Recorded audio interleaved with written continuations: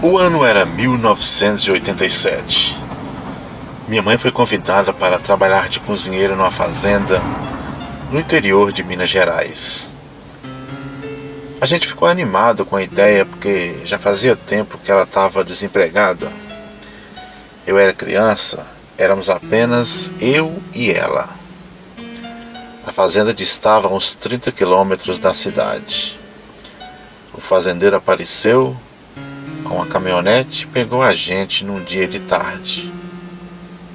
Não conhecíamos nada daquele lugar nem daquele homem cabeludo. Chegando na fazenda, eu na minha infância, tudo parecia mágico. Comecei a ver tudo pelos olhos lúdicos dessa dourada idade. Ao chegar no local, o fazendeiro avisou a gente, caso não sentíssemos seguros, fôssemos dormir na fazenda vizinha. Ele já havia deixado avisado lá. Minha mãe realmente tinha muito medo da noite e, afinal de contas, estávamos sozinhos na fazenda. Os funcionários chegariam dias depois. Com o cair da noite, não demorou muito para minha mãe querer arrumar as coisas e a gente partir para a fazenda, que ficava até perto dali. A senhora era uma morena, forte, estilo baiana, clássica, daquelas que usa aquele vestido branco e longo.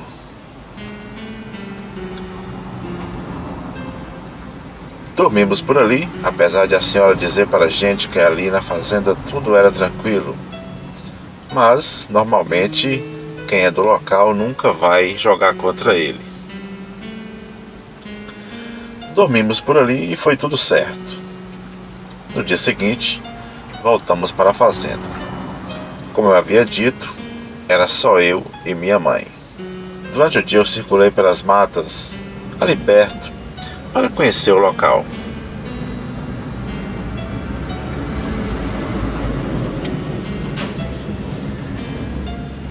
A sede da fazenda era composta de 3 casas grandes: a do patrão, a da cozinha e a de guardar ferramentas e rações. Ademais, tinha várias casinhas que era para os empregados. Eu me aproximei de uma delas, mas estava trancada.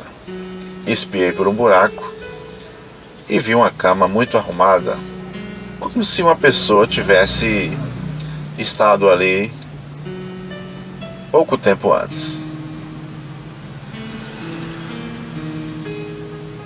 Conversando com aquela senhora da fazenda vizinha, ela me disse que ali havia morado seu Joaquim, um morador da fazenda que um dia saiu para trabalhar e não voltou mais.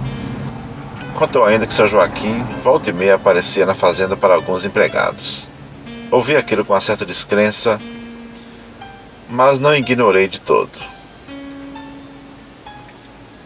Como assim um funcionário que voltava de vez em quando, sendo que ele havia sumido? Por que razão ele havia sumido e por que ele voltava? Observei de novo no buraco, na parede, e vi uma beliche. Todas as roupas estavam lá, travesseiros, bolsa, chapéu, pertences em geral. Comentei aquilo com minha mãe.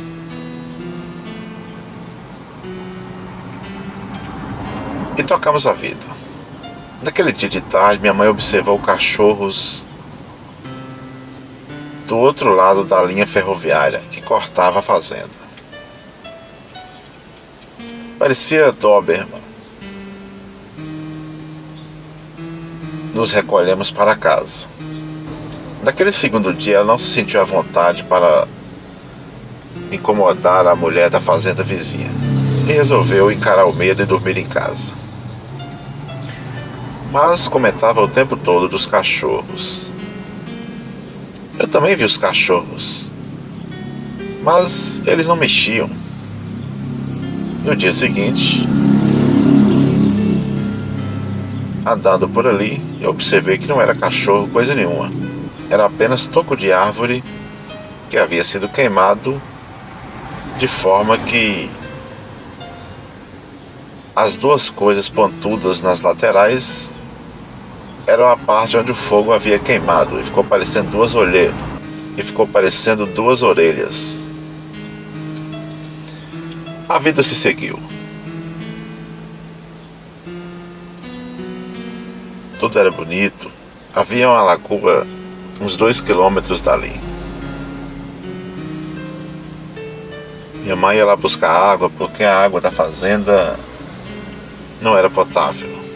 Era uma água salobra que podia causar pedras no nosso organismo. Então, eu adorava frequentar aquela lagoa. O lugar era bonito, rodeado de árvores, e tinha como destaque um grande bambuzal que ficava sempre rangendo. Volta e meia aparecia uma vaca ou outra, ou cavalos que vinham beber naquela aprazível fonte.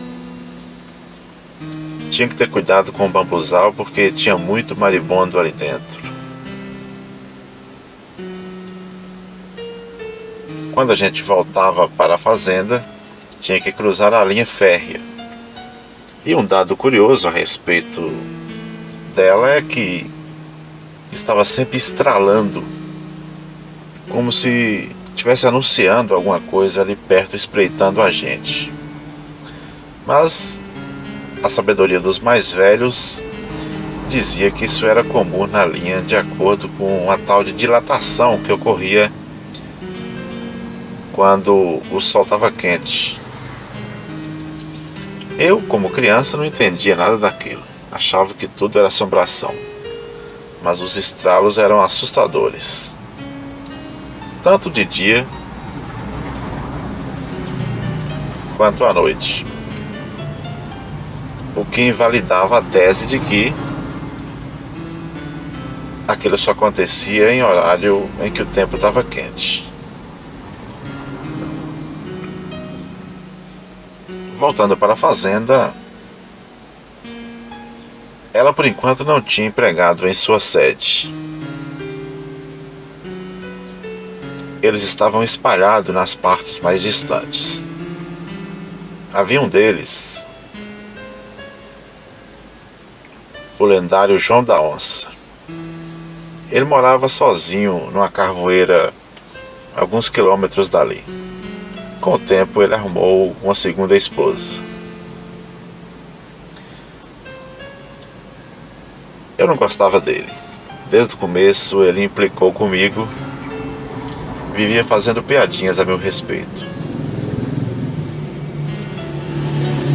Um belo dia ele foi à cidade,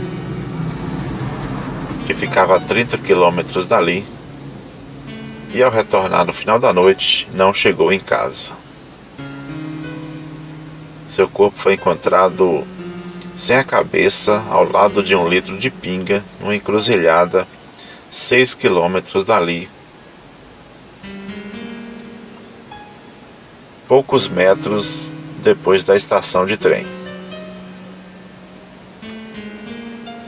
que por acaso se chamava Solidão. Todo mundo ficou chocado com a história, mas ninguém entendeu nada. Aquela cabeça parecia coisa de vingança, mas poderia ser outra coisa. Minha mãe ficava cada vez mais assustada com essas histórias. Quando chegava às 7 da noite, ela já fechava todas as portas e a gente ia dormir. Em noites frias, a gente acendia uma fogueira na porta da casa e ficava por ali esquentando frio. Nessa época fazia muito frio. O problema da fogueira é que o fogo cegava a gente. Então, se tivesse alguma coisa a uma distância de 5 metros, a gente não via.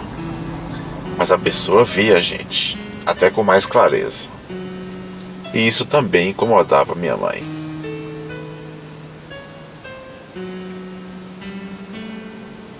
Cada vez mais, ela encerrava a fogueira mais cedo. Trancava todas as portas, que eram todas com tramela, e tentava colocar alguma coisa ali atrás, uma mesa, uma estaca de pau, qualquer coisa para manter a segurança. Mas eu sabia que no fundo aquilo não segurava nada. Durante a noite, ela me acordava às vezes assustada, dizendo que tinha escutado ruídos, barulhos, galhos se quebrando e estralo de galho seco. Pisadas no fundo da casa, ruídos, barulhos de cachorro. Dizia ela também que às vezes as galinhas faziam barulhos estranhos, como se estivesse vendo alguma coisa. O gado que ficava no curral ali ao lado também movimentava. E ela dizia que tudo aquilo era alguma coisa passando ali perto. No dia seguinte, ela me chamava cedo para me mostrar pegadas no quintal.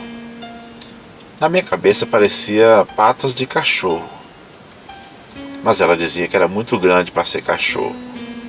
De fato, eram patas enormes. Ela dizia que era onça ou alguma coisa. Um dia, bateu palmas na frente da casa. Era um andarilho pedindo comida. Ela deu a comida e o andarilho seguiu viagem. Dizia que ia para Quem-Quem, uma localidade a uns 25 quilômetros dali. Como era beira de estrada e também beira de linha férrea, era comum passar pessoas por ali. Alguns passavam reto, outros pediam água e alguns pediam comida. Um dia, bateu de novo uma pessoa pedindo comida. Para minha mãe era só mais uma pessoa pedindo, mas eu observei bem o rosto e reconheci a pessoa. Era um colega de infância da nossa turma, era o mais ousado deles, o mais respeitado, porque ele fazia as coisas que ninguém fazia. Ele era mais ousado, era respeitado entre a turma.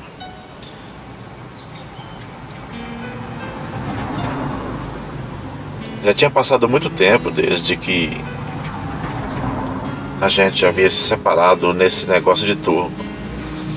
Então, de algum modo, ele não demonstrou me reconhecer, mas eu o reconheci na hora. Mas não manifestei. Assim que ele saiu, eu contei para ela. Depois, fiquei sabendo que ele tinha entrado no mundo do crime e naquele momento ele estava fugindo da polícia. Tempos depois a gente voltou à cidade.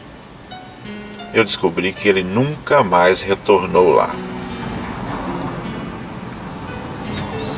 A vida continuava.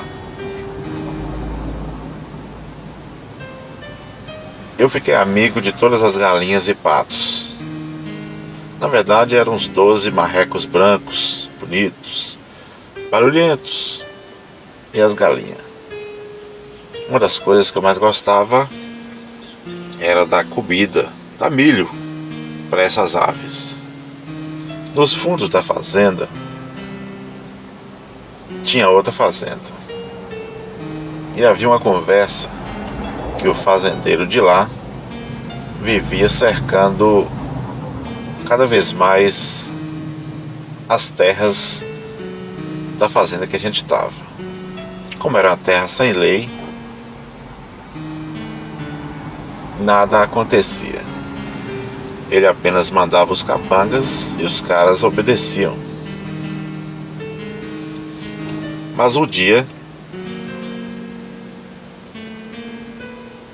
2 deles não voltaram para a fazenda. e o fazendeiro parou de cercar as terras do outro. Também não veio tentar tirar satisfação.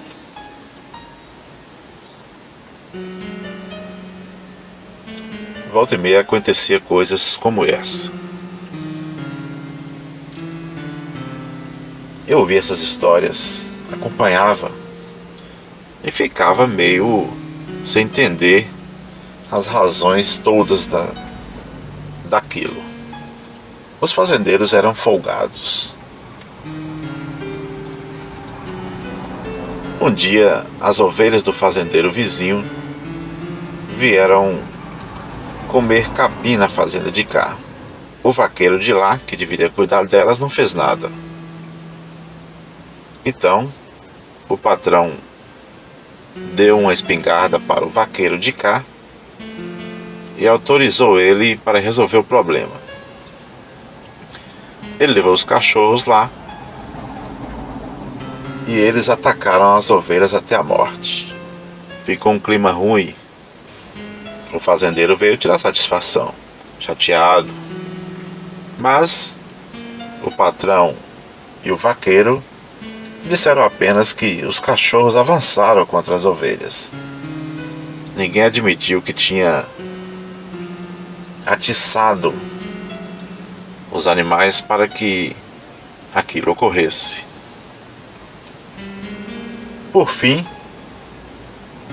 as carnes das ovelhas foram divididas entre as fazendas.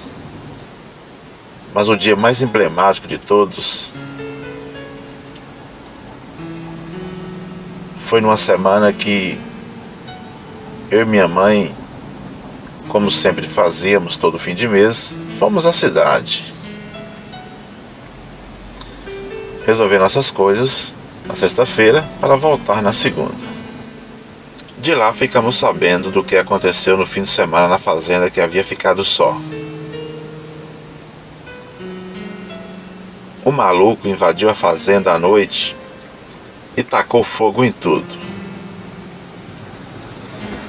Fez umas comidas bizarras, parecendo comida de magia negra. E quando a polícia apareceu, ele sumiu. Os empregados que estavam por ali correram para a fazenda vizinha no meio da noite. Eu achei aquilo muito estranho porque eram homens, deveriam enfrentar aquele sujeito. Mas isso não aconteceu. Ele pegou todo mundo de surpresa, ninguém era dono de nada, ninguém queria arrumar confusão com nada. Depois foi descobrir que o malfeitor era apenas um ex-empregado da fazenda, o tratorista, o braço direito do patrão. De algum modo, ele se sentiu ofendido no acordo de demissão e veio resolver a questão. Ele colocou o patrão no pau, mas o patrão ofereceu um acordo que na hora pareceu vantagem, mas depois se tornou insalubre. O patrão disse que perante a justiça eles manteriam o valor estipulado pelo juiz, mas depois o empregado teria que devolver parte do dinheiro, baseado num pré-acordo de que ele teria o emprego de volta. No entanto, isso não aconteceu, esse emprego nunca foi devolvido, o funcionário ficou muito bravo e veio à fazenda quebrar tudo. Pôs fogo na casa principal da sede e estragou tudo que tinha na parte da cozinha. Ele ficou um tempo afastado, desaparecido, e eles cortaram as relações. Mas o susto foi grande. Os jornais na época chamaram ele de o Gótico do Solidão, porque a região se chamava Solidão, e ele, com aquelas magias, foi associado ao movimento gótico. E era ao mesmo tempo, na época, que passava aquela novela que tinha o gótico Reginaldo. O que é muito comum em fazenda é toda fazenda ter um pequeno pomar ali nos fundos. A nossa fazenda, apesar de muito extensa, tinha um pomar pobre, com poucas frutas, meio abandonado. Mas as fazendas vizinhas, bem cuidadas, tinham pomares lindos, com todo tipo de fruta. E um dia, resolvemos invadir um daqueles pomares com sacos para trazer frutas. De dia, éramos todos amigos, mas à noite, daríamos uma de bandido e faríamos isso. Eu era apenas uma criança e apenas acompanhar os adultos naquela aventura. Chegou ali pelas 9 da noite, a gente foi pelos fundos, a fazenda ficava a uns 5 quilômetros de distância, a gente foi a pé. Levamos os sacos e invadimos pelos fundos. Mas, ingenuidade nossa, chegando lá, tudo era escuro, naturalmente, era um pomar. Pegamos ali as frutas que vimos, mas era muito difícil ver fruta naquele escuro. E de uma certa hora para frente, os cachorros perceberam a gente. Porque ao contrário do que eu pensava enquanto criança, o cachorro te capta pelo ar. E não apenas... Ele não precisa te ver. Ele te cheira e te acusa. Os cachorros começaram a latir. Os caras se espalhavam e eu fiquei com medo e voltei para casa. Além do que, minha mãe não sabia que eu tinha saído da fazenda, então ela podia me procurar a qualquer momento e não ia me encontrar lá. Eu tinha medo, porque enquanto criança eu tinha medo e obedecia a ela. Resolvi voltar mais por esse motivo. E claro, também incomodado por aqueles cachorros. Eu não queria ser pego ali. Afinal, durante o dia, às vezes, eu ia lá com o patrão. Ia ficar muito feio eu ser pego ali na noite como ladrãozinho de frutas. Então, eu decidi vir embora sozinho. Mas quase me arrependi disso. Afinal, eu teria que cruzar 5 quilômetros de mata à noite, escutando todo tipo de ruído. Galhos secos se quebrando, uivos. Parecia que tinha alguma coisa me observando, parecia que tinha alguma coisa atrás de mim e parecia que alguma coisa ia saltar na minha frente a qualquer momento. Eu morria de medo. Como eu era muito frequentador da igreja católica, eu comecei a rezar muito, prometendo para Deus que nunca mais ia fazer uma coisa daquela, se nada me acontecesse. E de fato, eu nunca mais fiz isso. Porque no fim das contas, eu não peguei fruta coisa nenhuma, passei medo, vergonha e fiquei com sentimento de culpa. E pensava que uma onça podia saltar na minha frente a qualquer momento. Felizmente isso não aconteceu. Nem onça, nem fantasma. Voltei para a fazenda, fui logo encontrar com minha mãe, disfarcei alguma coisa e recolhi aos meus aposentos. É muito comum em fazenda, máquinas conhecidas como correntões vêm derrubar parte da mata para fazer pastos ou lugar para a plantação. Na época veio um correntão desse para fazer um trabalho desse na fazenda. Era composto por 2 máquinas de esteira, uma grossa corrente separava as duas, elas iam andando em paralelo e derrubando a mata para virar pasto. Eles chegaram na segunda-feira e ficaram dias fazendo aquilo. Um belo dia, um dos maquinistas chegou desesperado na nossa casa, gritando, dizendo que tinha acontecido alguma coisa muito grave. A gente foi saber o que era. O outro maquinista, de repente, parou de fazer o serviço. A máquina dele foi avançando para dentro do mato até que parou num grande tronco. E isso quase arrastou a outra máquina que estava presa na mesma corrente. Como as máquinas trabalhavam no meio da mata, o maquinista não tinha um campo de visão que pudesse ver o que estava acontecendo na outra máquina. Então, quando chegou lá, ele encontrou o maquinista caído dentro da máquina, todo ensanguentado e com sua barriga toda arrancada. Havia desaparecido. Tinha apenas sangue, muito sangue. E sua barriga estava aberta por algo que parecia ganchos, unhas. Eu só sei que ele ficou desesperado e disse que não queria trabalhar mais ali. Pegou suas coisas, pegou uma carona e se mandou da fazenda. O que será que tinha acontecido com aquele maquinista? A máquina ficou lá parada, encostada na árvore, ligada. A sorte que o outro maquinista foi lá e desligou. Depois vieram a polícia, os peritos, recolher o corpo. Ninguém entendia o que estava acontecendo. Minha mãe ficava cada vez mais desesperada e dizia que assim que se livrasse de umas dívidas, ela também ia embora daquela fazenda. Ela repetia aquilo todo dia, mas os dias iam passando e ela acabou ficando. Muito pela necessidade. Eu tinha medo, mas achava que nada ia acontecer comigo. Porque eu vivia naquele mundo lúdico da infância. Tudo era bonito, tudo era história e tinha algum medo.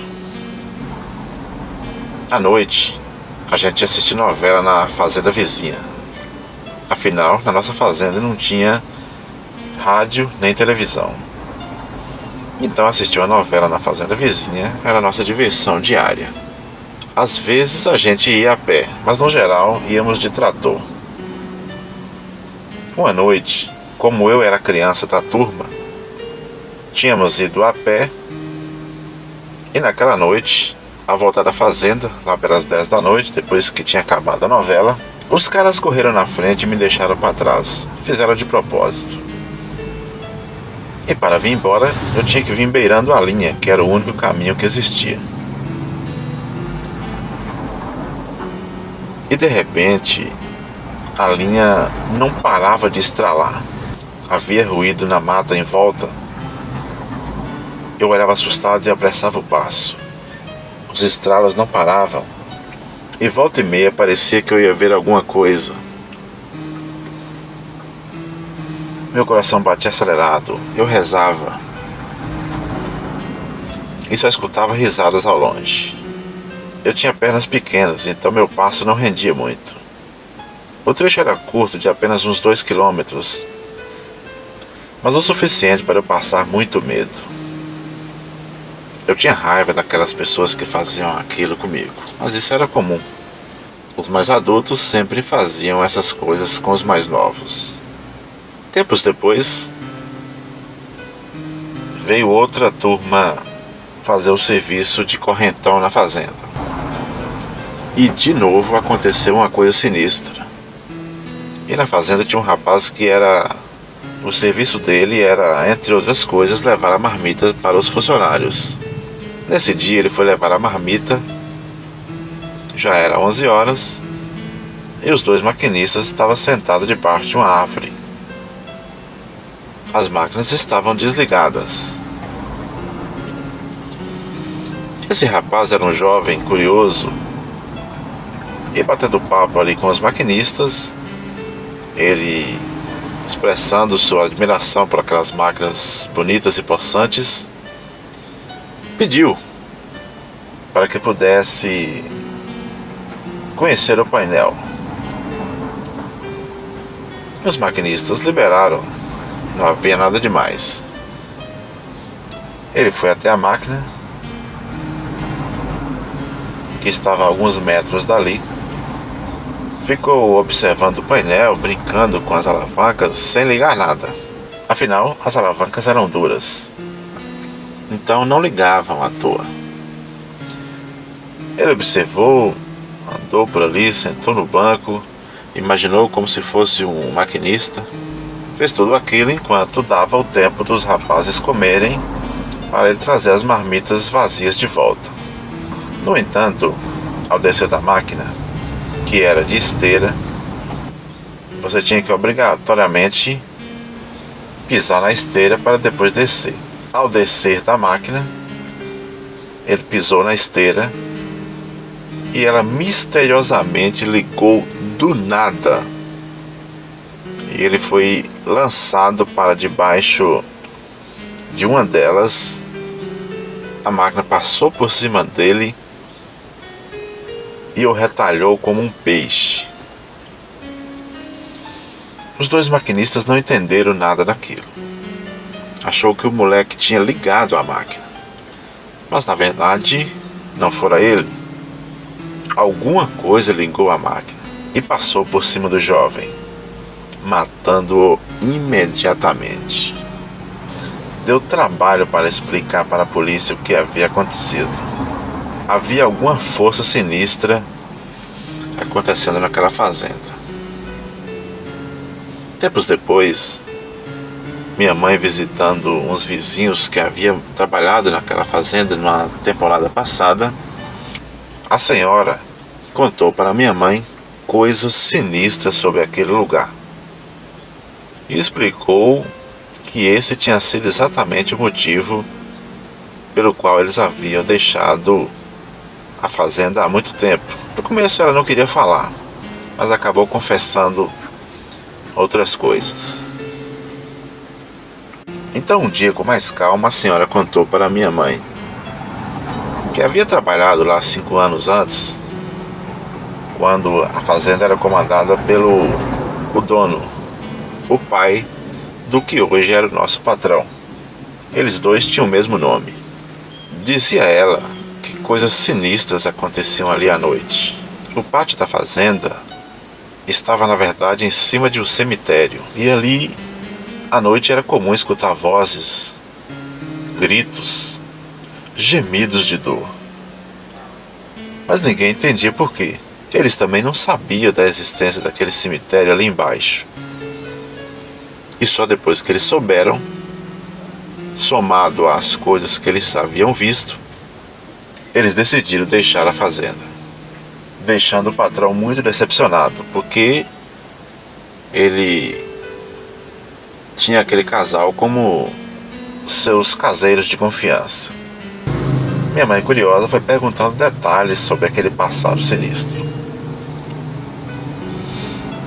Eles acabaram falando do seu Joaquim, esse sumiço misterioso dele, de um fazendeiro que sempre cercava terras a mais para ele nos fundos da fazenda, cachorros que começavam a gritar no meio da noite e no outro dia amanheciam mortos, funcionários que saíam para trabalhar e não voltavam.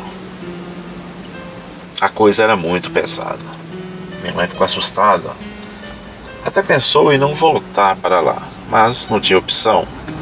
Era mãe solteira, com um filho para criar, com contas a pagar.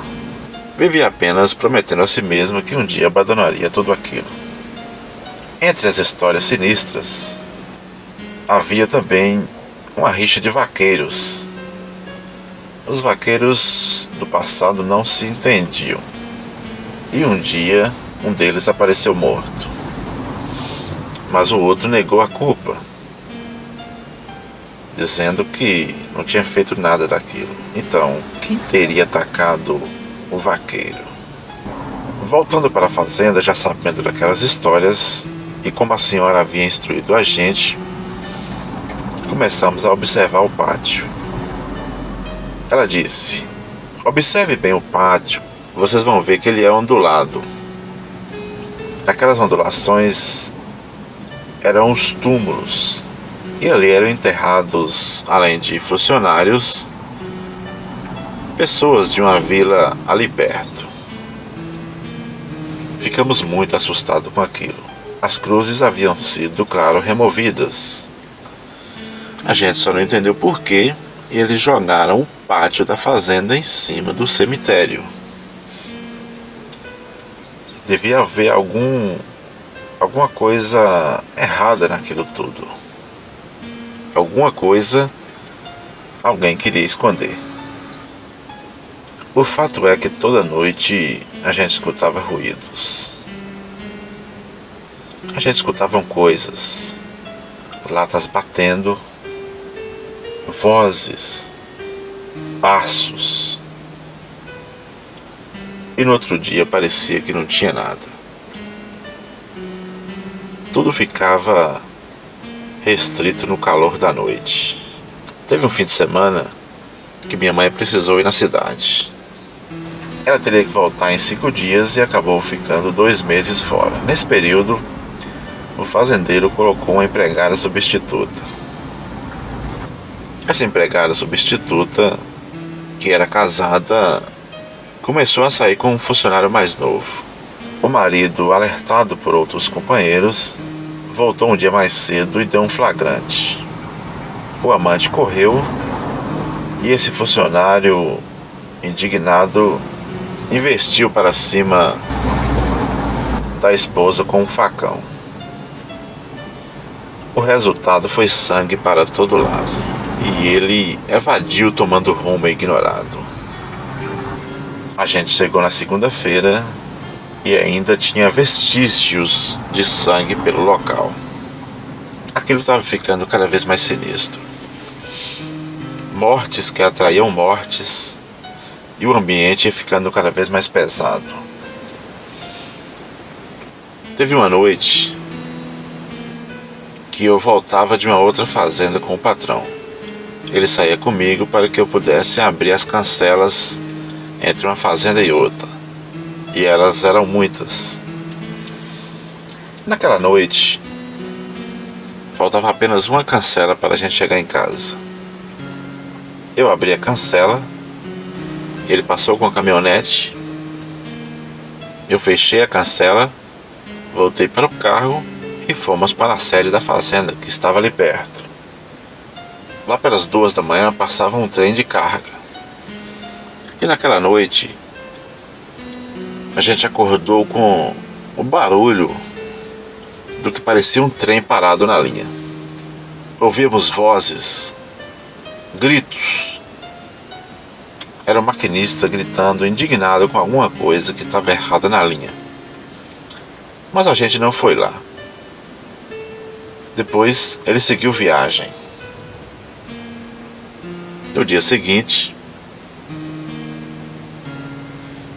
chegou um funcionário correndo para contar a gente que o trem havia pego um grande cavalo da fazenda. Na verdade, o maior deles, chamado Califa. Esse cavalo era o único reprodutor da fazenda. Era bonito, dourado, grande, treinado. Andava bonito. O corpo dele estava todo esbagaçado na linha ao longo de 2 quilômetros. E ao fim desses 2 quilômetros estava o pescoço do cavalo, como aquele de O Poderoso Chefão. Eu fiquei muito triste e chocado com aquela história. Nunca tinha visto isso. A gente era de certa forma apegado ao cavalo. O patrão ficou muito chateado porque ele perdeu dinheiro e o único cavalo de raça e reprodutor da fazenda. Depois de uns dias, o cheiro do cavalo esbagaçado na linha era muito forte. Mas também trouxe uma dúvida. Se eu havia fechado a cancela naquela noite, como que o cavalo havia saído e ido para a linha? É um mistério que a gente nunca conseguiu solucionar. Uma dúvida que a gente nunca conseguiu resolver. Um enigma que a gente nunca conseguiu solucionar. Voltamos várias vezes nessa história, eu e o patrão, para relembrar os fatos e tentar ver se a gente não havia de algum modo esquecido a cancela aberta. A cancela que dava para o pasto onde ficava o cavalo e que dava para a linha onde passava o trem várias vezes ao dia. E uma delas era essa hora noturna. Na minha cabeça ficou apenas a imagem da cabeça do cavalo. O que será que estava agindo contra aquela fazenda?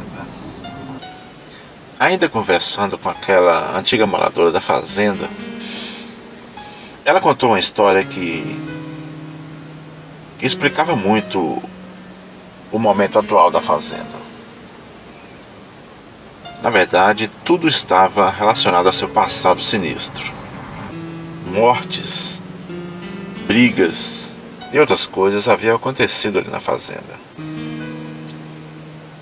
E naquele período, o fazendeiro morreu, que foi onde exatamente eles usaram aquele tempo para sair da fazenda, pedir as contas e morar na cidade.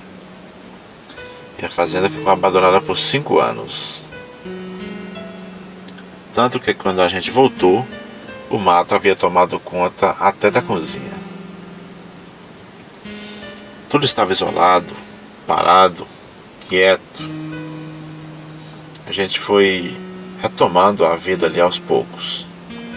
Tempos depois, nem parecia que era uma fazenda abandonada. Mas forças sinistras espreitavam ao longe. Observavam à distância, se aproximavam, davam suas caras, almas que pareciam querer dizer alguma coisa, resolver problemas, resolver um passado injusto, onde muitas maldades haviam acontecido. A gente nunca ia saber ao certo quantas mortes haviam acontecido ali, quais delas haviam sido injustas, o que de fato levara a todo aquele isolamento. O que a gente sabia é que não dava para continuar ali. As muitas casas velhas e caindo aos pedaços, abandonadas ali em volta da sede, pareciam querer dizer alguma coisa. Pareciam querer nos expulsar dali. A fazenda parecia querer se recolher a si mesma e ao seu passado sombrio. E qualquer um que tentasse avançar para cima daquela solidão teria um preço a pagar. E esse preço nem outros moradores, nem minha mãe, ninguém queria pagar. E foi por isso que ela resolveu ir embora da fazenda.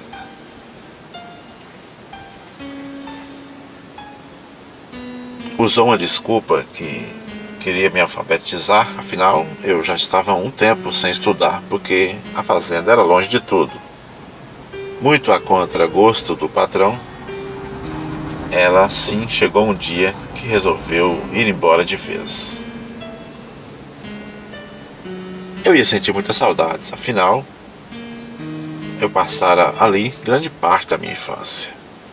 Mas a aura pesada e sombria da fazenda não abria espaço para mais ninguém.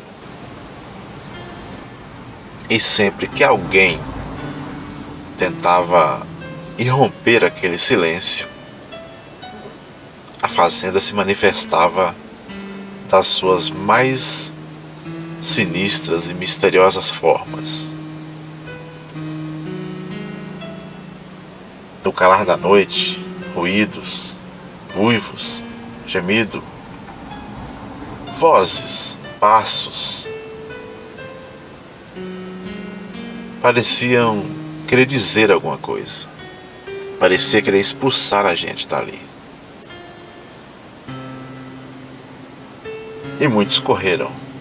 Ninguém estava disposto a enfrentar o terror da noite naquele lugar. porque além de tudo era muito isolado, era afastado, era sinistro, era velho, era assustador. Essa era a Fazenda Solidão. O nome já dizia muita coisa a seu respeito. Apesar de bonita durante o dia, à noite tudo ficava muito estranho. Por fim, os espíritos e o que for que seja acabaram por tomar conta da fazenda.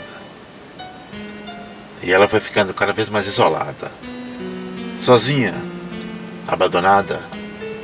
O mato tomou conta de novo e ela afundou em sua solidão.